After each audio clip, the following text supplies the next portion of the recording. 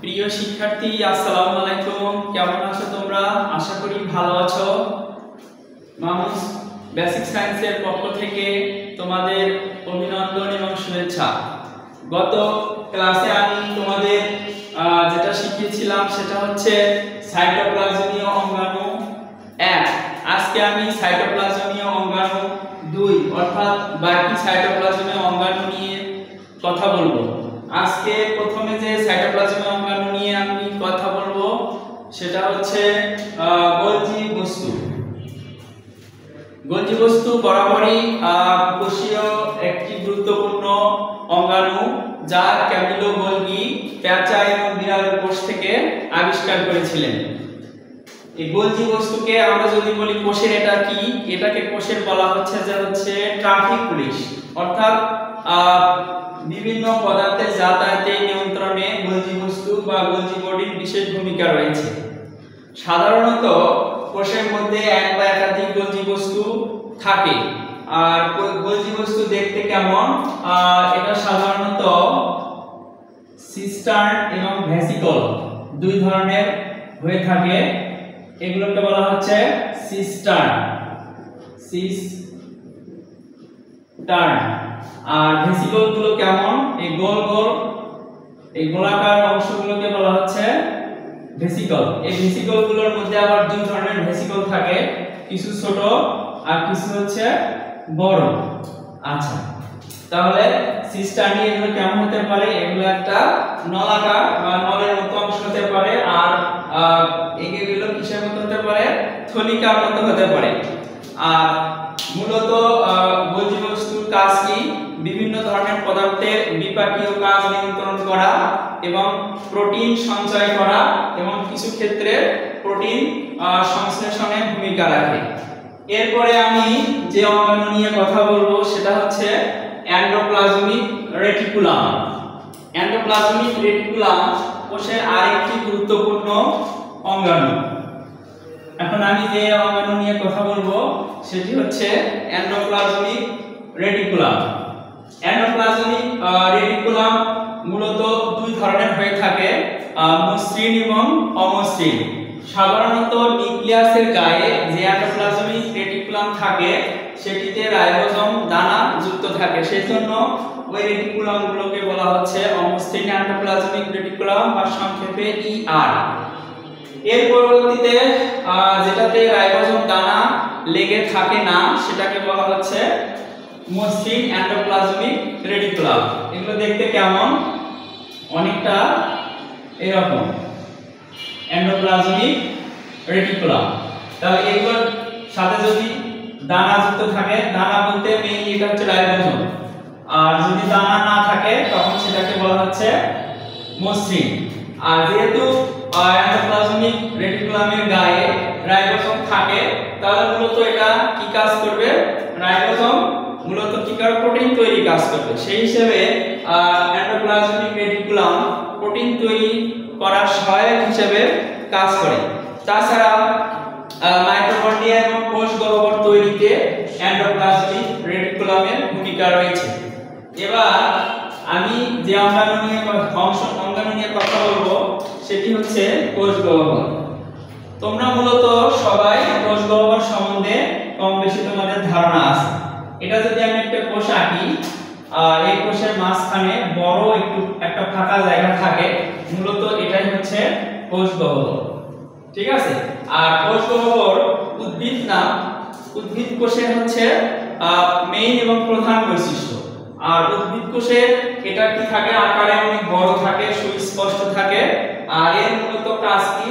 এর ভেতরে বিভিন্ন ধরনের খনিজ লবণ, পানি, তারপরে হচ্ছে বিভিন্ন ধরনের ফ্যাট জাতীয় পদার্থ, বিভিন্ন ধরনের লবণ, এগুলো কি থাকে? সঞ্চয় ঘর হিসেবে এখানে থাকে। আর প্রাণী কোষের কোষ গহ্বর যদি থাকে সেটা মূলত একদম ছোট ছোট আকারে থাকে, লাইক এরকম। প্রাণী কোষের কোষ গহ্বর যদি থাকে, এই ক্ষুদ্র আকৃতির একাধিক কোষ গহ্বর থাকে। আর উদ্ভিদ কোষের কোষ গহ্বর মূলত একটি অনন্য এবং প্রধান বৈশিষ্ট্য। প্রাণী এবং উদ্ভিদ কোষের মেইন পার্থক্য যদি আমরা বলি যে উদ্ভিদ কোষের কোষ গহ্বর বড় আর প্রাণী কোষের কোষ গহ্বর থাকলেও সেটা আকারে ছোট। এরপরে 4 নাম্বার যে অঙ্গাণু নিয়ে কথা বলবো সেটা হচ্ছে লাইসোজোম। 4 নাম্বার অঙ্গাণু হচ্ছে লাইসোজোম। তোমরা হয়তো জানো আমাদের দেশ বা আমাদের যে অঞ্চলে যে বিভিন্ন ধরনের সিকিউরিটি যে ফোর্স হিসেবে কাজ করে, যেমন র্যাব, পুলিশ, তারপর হচ্ছে আর্মি, বিজিবি, এগুলো একটা দেশকে যেমন সুরক্ষা দেয় তেমনি একটা কোষের সুরক্ষায় অর্থাৎ আত্মরক্ষায় যে অঙ্গাণুটি কাজ করে সেটা হচ্ছে লাইসোজোম।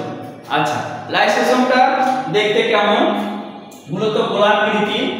আর আমরা যদি এটাকে এরকম করে দেখি তাহলে এর ভিতরে এর অংশগুলো এরকম দেখা যাবে, এনজাইমগুলো এভাবে থাকে, আর এটা একটা গোলাকৃতির অংশ। আর লাইসোজোমটা কি করে? কোষের বিভিন্ন ধরনের ফরেন পার্টিকেল লাইক বিভিন্ন ধরনের জীবাণু যদি ঢোকে সেগুলোকে ফ্যাগোসাইটোসিস প্রক্রিয়ায় ধ্বংস করে দেয় এবং কোষকে সুরক্ষিত করে। আবার এটার একটা খারাপ দিকও আছে, সেটা হচ্ছে কোনো কারণে যদি এটা ফেটে যায় তখন দেখা যাবে যে সে নিজে এই এনজাইম দিয়ে কি হয়েছে, ধ্বংস হয়ে গেছে এবং পাশে যেগুলো অঙ্গাণু আছে বা কোষ আছে সেটাকে লাইসিস করে ফেলে, অর্থাৎ বিগলিত করে ফেলে। সেই হিসাবে লাইসোজোম যেমন গুরুত্বপূর্ণ তেমনি আবার কোষের আত্মঘাতী থলিকা বা থলি হিসাবেও কাজ করে। সুপ্রিয় শিক্ষার্থী, এর মধ্য দিয়ে মোটামুটি আমাদের ঝিল্লিবদ্ধ অঙ্গাণুগুলোর বর্ণনা শেষ হয়ে গেল। আমরা এখন ঝিল্লিবিহীন সাইটোপ্লাজমীয় অঙ্গাণু সেগুলো নিয়ে কথা বলবো।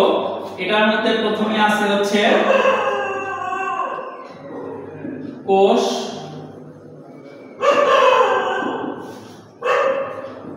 কোষ কঙ্কাল। 2 নম্বরে বি তে আছে হচ্ছে রাইবোজোম, রাইবোজোম বা সোম দুটাই বলা যায়।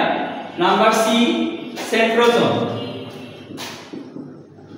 সেন্ট্রোজোম বা সোম দুটাই বলা যায়।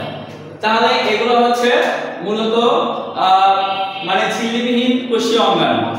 আচ্ছা, ঝিল্লিবিহীন কোষীয় অঙ্গাণুর মধ্যে প্রথমে আছে হচ্ছে কোষ কঙ্কাল। কোষ কঙ্কাল কোষের একটি গুরুত্বপূর্ণ অঙ্গাণু যেটা কোষের সঠিক আকার আকৃতি দান করে, কোষকে মজবুত রাখে এবং সামান্য ক্ষেত্রে কিছু বিপাকীয় কাজেও অংশগ্রহণ করে।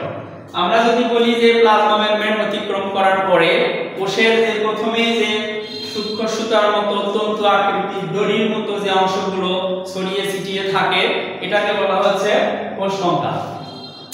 এর পরবর্তীতে যে অংশটা নিয়ে আমি কথা বলবো কোষের সবচেয়ে গুরুত্বপূর্ণ এবং অঙ্গাণুর মধ্যে আরেকটি অঙ্গাণু সেটা হচ্ছে রাইবোজোম। আচ্ছা, রাইবোজোমকে যদি আমি কোষীয় অঙ্গাণু হিসেবে পরিচিত করে দেই তাহলে এটাকে বলা হচ্ছে প্রোটিন তৈরির কারখানা। তাহলে রাইবোজোমকে কি বলে? প্রোটিন তৈরির কারখানা। অর্থাৎ একটা কারখানায় যেমন বিভিন্ন ধরনের প্রোডাকশন তৈরি হয়, লাইক কলমের কারখানায় কলম তৈরি হয়, যেমন খাতার কারখানায় খাতা তৈরি হয় বা কাগজ তৈরি হয়, সেরকম রাইবোজোম কোষে এমন একটি অঙ্গাণু যেখানে হচ্ছে প্রোটিন তৈরি হয়। সেজন্য রাইবোজোমকে বলা হচ্ছে প্রোটিন তৈরির কারখানা। অর্থাৎ এখানে বিভিন্ন ধরনের পলিপেপটাইডের অংশগুলো একত্রিত হয়ে এর ভিতরে প্রোটিন তৈরি করে। অর্থাৎ প্রোটিন তৈরি যে ব্যাপার স্যাপার সবগুলো কিন্তু মূলত রাইবোজোম দ্বারা নিয়ন্ত্রিত হয়। সুতরাং কোষের অঙ্গাণু হিসেবে রাইবোজোম একটি গুরুত্বপূর্ণ অঙ্গাণু। এরপরে আমরা সব শেষে যে ঝিল্লিবিহীন যে অঙ্গাণুর কথা বলবো সেটা হচ্ছে সেন্ট্রোজোম। আচ্ছা, সেন্ট্রোজোম মূলত কোষের নিউক্লিয়াসের কাছে দুটি নলাকৃতির বা বান্ডিল সদৃশ যে অংশ দেখা যায় সেটাকে বলা হচ্ছে সেন্ট্রোজোম। লাইক এরকম, এটা একটা বান্ডিল আকারে থাকবে, এটা হচ্ছে সেন্ট্রোজোম। এখন বলা হচ্ছে যে এই বান্ডিল সহ এবং আশেপাশে যে অংশটাকে বলা হচ্ছে তরল পদার্থ সেটাকে বলা হচ্ছে সেন্ট্রোস্ফিয়ার। তাহলে এটাকে এই দুটো অংশ বলা হচ্ছে সেন্ট্রিওল। তাহলে সেন্ট্রিওল সহ এই সেন্ট্রোজোমের যে যাবতীয় অংশ অর্থাৎ সেন্ট্রোস্ফিয়ার, সেন্ট্রিওল এবং সেন্ট্রোস্ফিয়ার এই টোটাল অংশটাকে বলা হচ্ছে সেন্ট্রোজোম। এই সেন্ট্রোজোমের কাজ মূলত স্পিন্ডল যন্ত্র তৈরি করা, অর্থাৎ এটা মূলত সেন্ট্রোজোম মূলত প্রাণী কোষে থাকে, তবে কিছু কিছু ক্ষেত্রে ইন্ডোসেলুলার উদ্ভিদেও সেন্ট্রোজোম থাকতে পারে। ধন্যবাদ বন্ধুরা। এর মধ্য দিয়ে আমাদের কোষীয় অঙ্গাণু পার্ট 1 এবং পার্ট 2 শেষের মধ্য দিয়ে আমরা কোষীয় অঙ্গাণু পড়া শেষ করলাম। তোমাদের যদি কোনো সমস্যা থেকে থাকে তোমরা আমাকে কমেন্টসের মাধ্যমে জানাবে, আমি ইনশাআল্লাহ তোমাদের উত্তরটা ব্যাকআপ ক্লাসে দেওয়ার চেষ্টা করব। ধন্যবাদ সবাইকে।